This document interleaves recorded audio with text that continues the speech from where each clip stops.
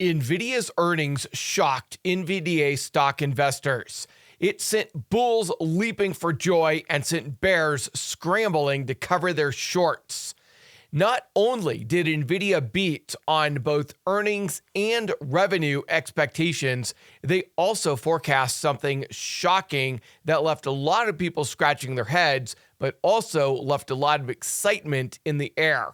And there's a reason why Nvidia stock rose 5% after hours. It wasn't just the fact that they beat on earnings expectations, it was their blowout forecast that really shocked investors. Nvidia reported earnings per share of $1.30 versus $1.25 estimated, and they reported revenue of $57 billion versus $54 billion estimated. But what really got bulls excited was the fact that Nvidia said it expects $65 billion in sales in Q4, which marks a massive rise over the previous quarter. Nvidia said net income in Q3 rose 65%.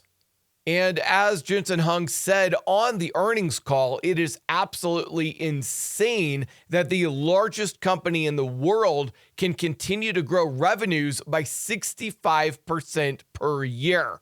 It is mind-bogglingly large to try to understand how big of a feat that actually is.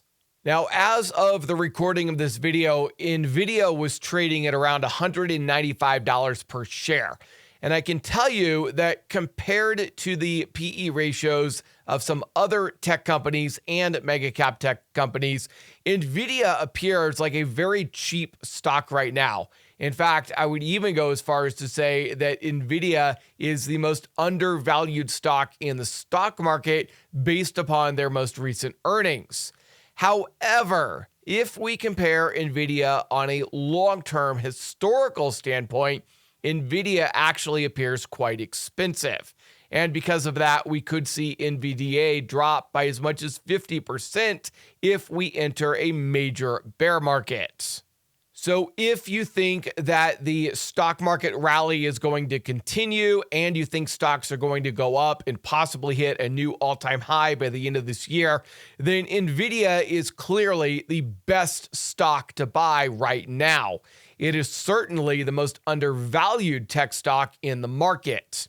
However, if you're a bear and you think we're in an AI bubble that's bursting and you think stocks are going to continue to go lower, then I would definitely wait to buy Nvidia stock because you're probably going to be able to get it at a major discount somewhere in the future. Nvidia CEO Jensen Huang said there's been a lot of talk about an AI bubble, but from their perspective, they see something very different. Jensen spent a lot of time in the earnings call talking about how their largest customers continue to grow, how they are seeing a massive increase in both revenues and earnings from their largest companies, including Meta, Microsoft, OpenAI, and others. One of the things that Jensen really harped on was the fact that these companies are starting to see some pretty tremendous return on investment. Not only are they seeing more users and active users on their platforms, but they're also seeing a cost decrease and they're seeing increased profits and increased gross margins because of the implementation of AI and NVIDIA's chips. And that has really caused two things.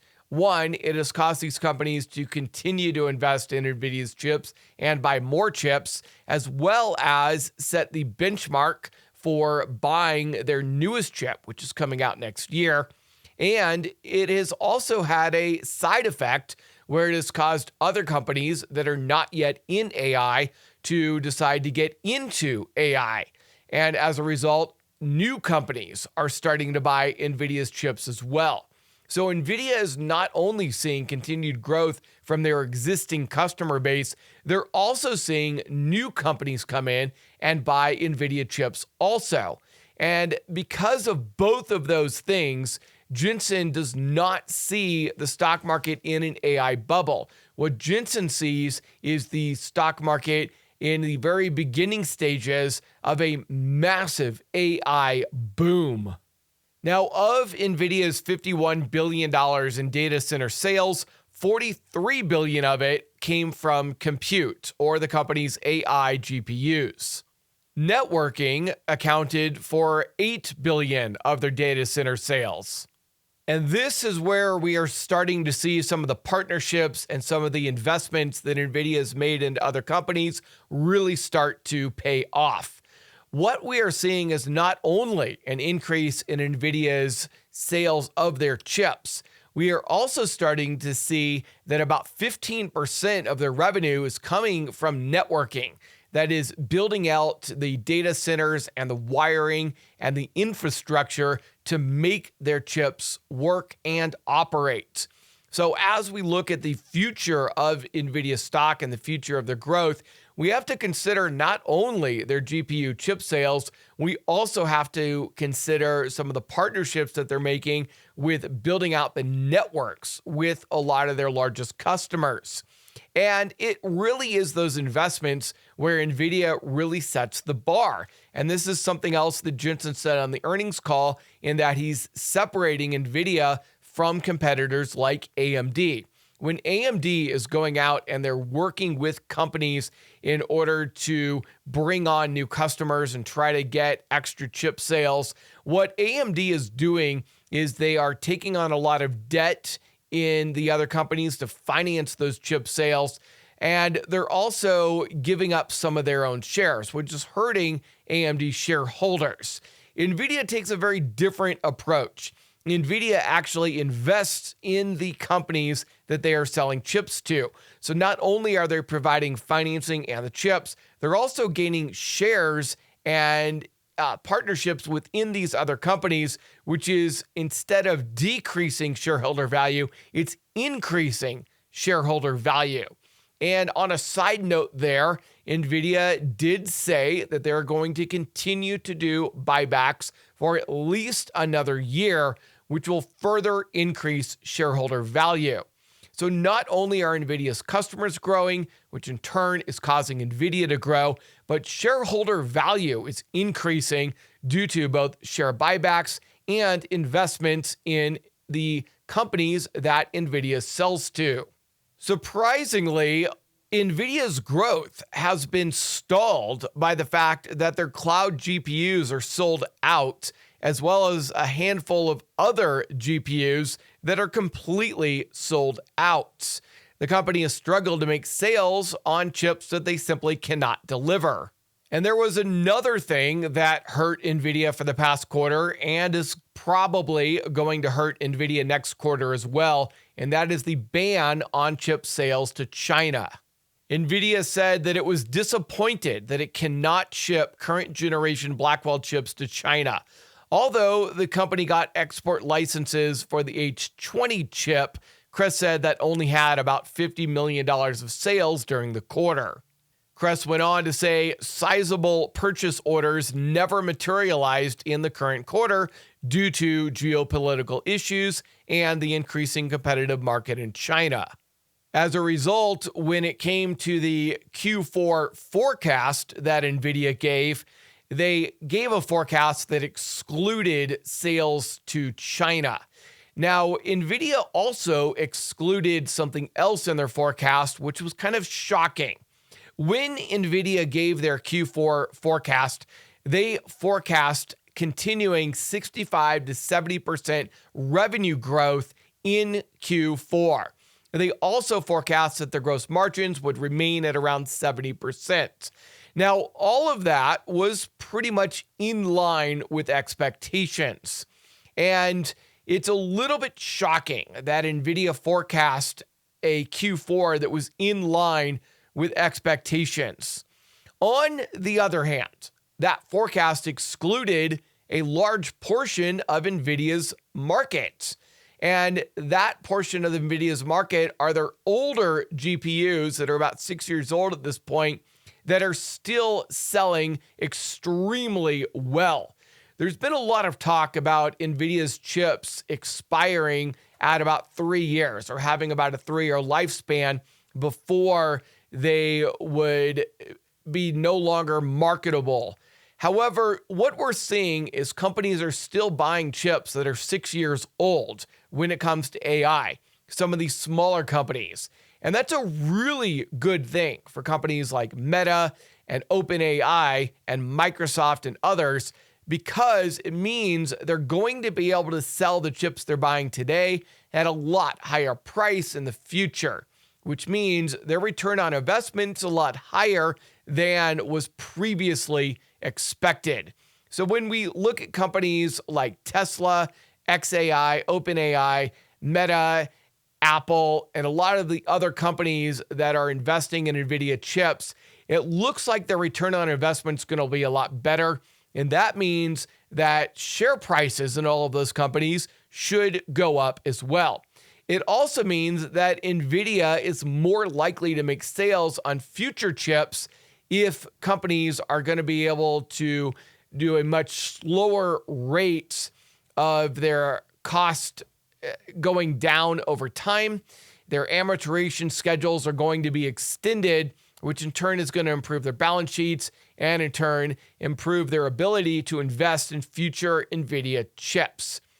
So the fact that NVIDIA left off a large portion of their sales on their older chips when it came to their Q4 forecast should mean that NVIDIA is able to easily beat earnings expectations in Q4. There is no doubt in anybody's mind that NVIDIA significantly underestimated what their Q4 earnings are going to be. So yes, NVIDIA did forecast in line with expectations, but I don't think anybody actually believes that NVIDIA's forecast is going to come in line. It's pretty clear to everybody that their forecast is going to come much lower than their actual earnings, meaning NVIDIA should easily have an earnings beat in Q4. By the way, those earnings will be coming out in February of 2026. Looking a little bit further out, Hung said in October that the company has $500 billion in orders that will be delivered in 2025 and 2026 for its AI chips. But he said on the earnings call that those numbers will grow. So once again, even for long-term expectations for the company, we are looking at NVIDIA growing faster than what they are forecasting. And that is excellent news for NVIDIA stock. It's excellent news for bulls. And it's one of the reasons why, even though the overall market's been selling off, that NVIDIA stock is up 5% after hours. Now, there could potentially, and this is pretty speculative, but there could be another major boost in NVIDIA's share price. And that will come if, for some reason, we get some news that the China market is opening up and that some of the government regulations are being relaxed. If NVIDIA gets any wind that they might be able to sell some of their later generation chips to China, that could cause a massive increase in the stock price of NVIDIA. And I do believe that at that point, it might be best to not only own shares of NVIDIA stock, but also buy call options on the stock, looking for a major rally in the share price. But again, that's very speculative. There's no guarantees that's going to happen, but keep your ears out for any news on China that the market is opening up, because if it does, we could see a huge exponential increase in sales to China, which is going to significantly boost NVIDIA's revenue and earnings, and of course, the stock price. Now, keep in mind that China sales were not included in the Q4 numbers, so that's why we could be seeing a huge boost to the stock price if NVIDIA is able to start selling to China once again. Looking at the chart here, you can see that NVIDIA continues to grow their revenue at a rapid pace, and they are expected to continue to grow revenue faster in 2026. And that's really good news for bulls. NVIDIA's growth might not be accelerating that fast, expected to go from a 65% increase in revenue this quarter to maybe a 70% increase in year-over-year revenue next quarter. And the growth isn't massive, but I think the biggest sigh of relief that came out of this earnings call is the fact that the growth is not slowing down.